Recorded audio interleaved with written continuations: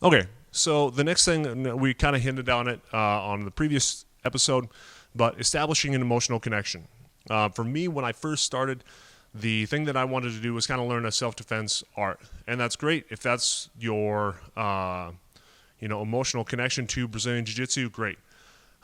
Later on, once I started doing it, and I kind of felt good from a self-defense aspect, I wanted to get better because I had a number of people that were in the gym that were trying to make this a career, be it either Brazilian Jiu-Jitsu as a career, or most of them were MMA.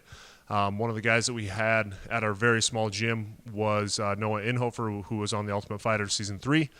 And I was trying to do my best to help him succeed, essentially, or help the whole gym succeed. And so that really became my goal. I didn't feel like I was going to do anything good with myself or make a career of it for myself, but I wanted to push these guys in the gym as hard as I could to make them better. And that's one of the big things, is trying to sometimes establish an emotional connection outside of yourself, because a lot of times you'll want to give up on yourself, but you won't give up on others.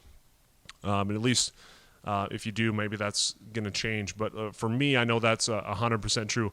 If I'm given the option of, hey, training today for you, or somebody's getting ready for a fight, or somebody's getting ready for a grappling tournament, you got to be in there, you got to help them.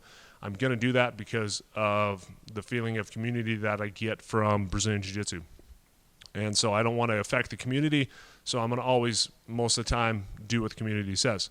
So I want to be in there to help other people get better. Later on, for me, that turned into wanting to be a competitor myself. I think, I've done really well competitively over the years, but your emotional connection, I think a lot of times is going to change. Be it, okay, I want to do, weight loss because of my family, or self-defense because of my family, or I want to get into this sport because, it's something that I can do with friends, family, whatever.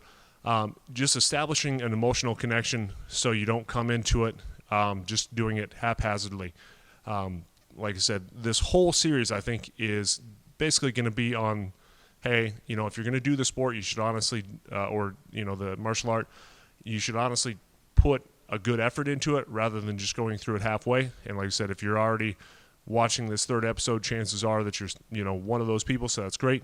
So the big takeaway again from this one is establish an emotional connection. So try to figure out why you do Brazilian Jiu-Jitsu, or why you want to do Brazilian Jiu-Jitsu, and really hold that kind of near and dear to your heart, so that way it'll keep you going through kind of the rough patches of Brazilian Jiu-Jitsu, because there's going to be a ton of those.